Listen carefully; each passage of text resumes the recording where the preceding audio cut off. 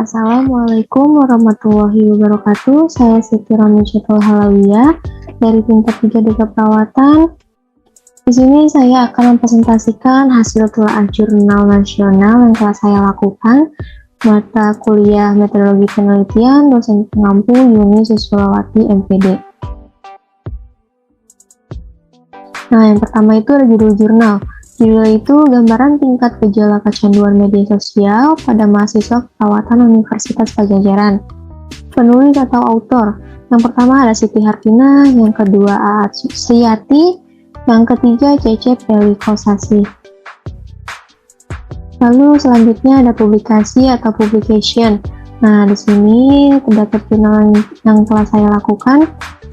Di sini terdapat link jurnal. Link jurnal dapat diakses.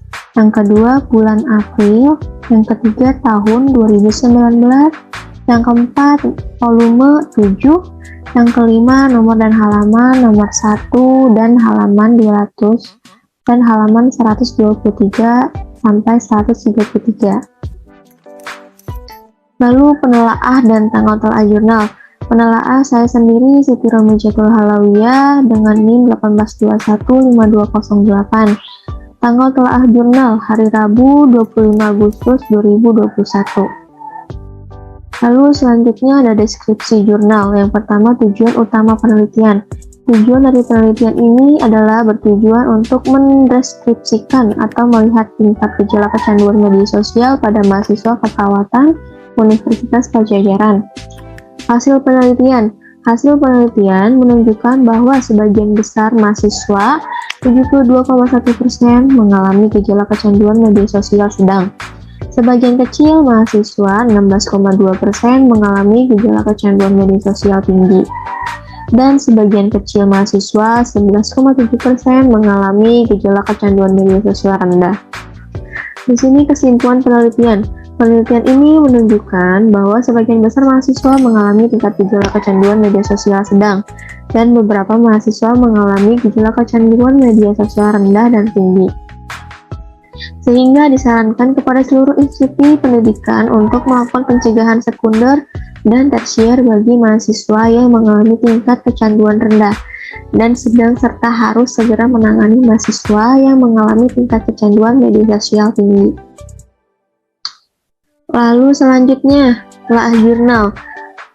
Nah, di sini ada terdapat poin-poinnya. Yang pertama, fokus utama penelitian. Yang kedua, elemen yang mempengaruhi tingkat kepercayaan suatu penelitian. Yang ketiga, elemen yang mempengaruhi kekuatan suatu penelitian. Lalu, poin pertama, fokus utama. Fokus dari penelitian ini adalah tingkat gejala kecanduan media sosial pada mahasiswa. Nah, poin kedua, elemen yang mempengaruhi tingkat kepercayaan suatu penelitian. A. Gaya penulisan seperti sistematika penulisan dan tata bahasa sistematika penulisan sudah jelas. Tercantum nama jurnal, judul penelitian, autor, abstrak, pendahuluan, metode, hasil, pembahasan, kesimpulan, dan referensi. Tata bahasa yang digunakan penulis cukup baik. Pembaca mampu menangkap isi dengan baik dan mudah. Lalu di sini ada penulis, yaitu kualifikasinya. Kualifikasi penulis sudah sesuai dengan kompetensinya yang dibuktikan dengan alamat masing-masing penulis, yaitu Fakultas Ilmu Keperawatan Universitas Padjadjaran. Lalu yang C, judul berupa kelebihan dan kekurangan. Untuk kelebihan menggambarkan isi penelitian secara umum. Kekurangan, judul sudah tepat dan tidak ada kekurangan. Untuk abstrak berupa kelebihan dan kekurangan, kelebihannya, poin penting dalam penelitian sudah dijabarkan dengan lengkap pada abstrak. Lalu kekurangan, tidak terdapat kekurangan dalam abstrak ini. Nah, selanjutnya poin ketiga, elemen yang mempengaruhi kekuatan suatu penelitian. Yang A, tujuan dan masalah penelitian. Tujuannya penelitian ini adalah untuk mengetahui tingkat gejala kecanduan media sosial pada mahasiswa Universitas Padjadjaran. Untuk masalah penelitian ini adalah aspek dalam kecanduan media sosial akibat penggunaan media sosial secara berlebihan.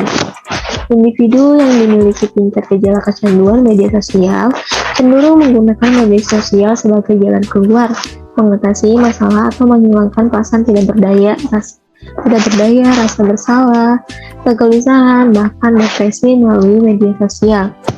Di antaranya sering terlambat mengerjakan tugas kuliah dan tidak konsentrasi saat belajar karena terdistraksi oleh aplikasi media sosial. Lalu yang B, sistematika penulisan atau konsistensi logis. Penulisan dan jurnal ini telah memenuhi kriteria logis dan konsistensi sistematika penulisan runtut dan padu. Lalu yang C, pertanyaan penelitian dan hipotesis. Pertanyaan penelitian tidak dituliskan dalam jurnal penelitian ini. Hipotesisnya tersirat apakah terdapat pengaruh kecanduan media sosial terhadap masalah psikologis dan sosial pada mahasiswa keperawatan Universitas Padjadjaran.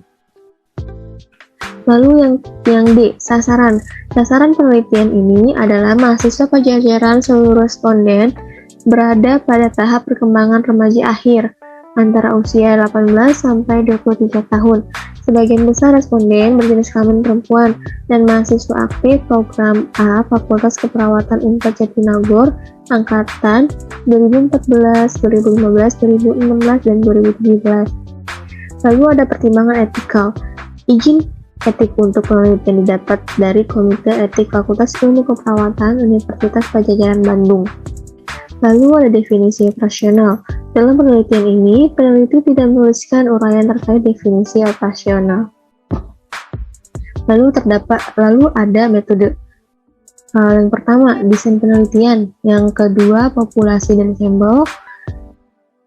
Yang ketiga, cara pemilihan teknik pengambilan dan penentuan besar sampel. Nah, yang pertama, desain penelitian.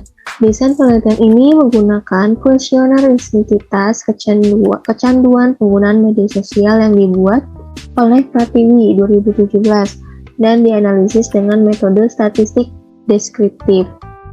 Lalu yang kedua, populasi dan sampel. Populasi penelitian ini adalah mahasiswa di Universitas Padjadjaran dengan jumlah sampel sebanyak 240 mahasiswa dan menggunakan metode proportionate stratified random sampling. Lalu yang ketiga, cara pemilihan teknik pengambilan dan penentuan besar sampel. Dalam penelitian ini, teknik pengumpulan dengan menyebarkan angket atau kuesioner. Pengambilan sampel menggunakan teknik proportionate stratified random sampling dan didapatkan sebanyak 240 mahasiswa dengan kriteria inklusi yaitu mahasiswa aktif program A Fakultas Keperawatan Unpad Jatinangor angkatan 2014, 2015, 2016, dan 2017. Lalu di sini ada data analis. Yang pertama itu analisis statistik yang digunakan, yang kedua hasil penelitian. Nah, untuk yang pertama itu analisis statistik yang digunakan analisa data dalam penelitian ini menggunakan metode statistik deskriptif dengan software komputer pengolahan data. Kemudian data disajikan dalam bentuk distribusi, frekuensi, dan presentasi. Nah, di sini tabel yang pertama. Tabel yang pertama itu tentang frekuensi karakteristik yang mengakses media sosial melalui handphone. Lalu selanjutnya hasil penelitian. Di sini terdapat tabel kedua, itu tentang frekuensi tingkat gejala kecanduan media sosial. Lalu yang ketiga, tabel ketiga ini tentang aspek gejala kecanduan sosial media. Nah, selanjutnya pembahasan temuan hasil penelitian. Kelebihan penelitian telah jelas membahas masing-masing variabel dan yang diteliti. Kekurangan pembahasan sudah jelas dan tidak ada kekurangan. Untuk kesimpulan dan saran, kelebihan dalam penelitian ini diungkapkan suatu kesimpulan berdasarkan hasil olah data statistik sehingga kesimpulannya sudah merangkap antara variabel bebas dan terikatnya. Kekurangan, tidak terdapat kekurangan dalam kesimpulan dan saran pada jurnal yang ditelaah. Kurang lebihnya mohon maaf. Wassalamualaikum warahmatullahi wabarakatuh.